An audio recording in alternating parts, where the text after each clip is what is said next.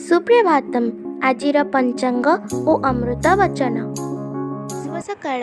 आज दिनर पंचांग। आज श्री श्वेतवराह कल्पर वैवस्वत मन्वंतर द्वितीय परार्थ दक्षिणायन शरत ऋतु भाद्रव मास शुक्लपक्ष पंचमी तिथि पवित्र नुआखाई चुकाब्द 5126 विक्रम संबत 2081 सेप्टेम्बर मासर 8 तारिख।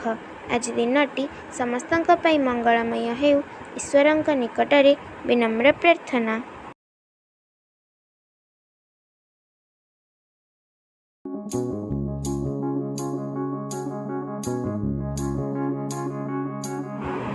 तुम्हें दुख चाहूना, तुम अज्ञानता ही तुमको दुख देउछि।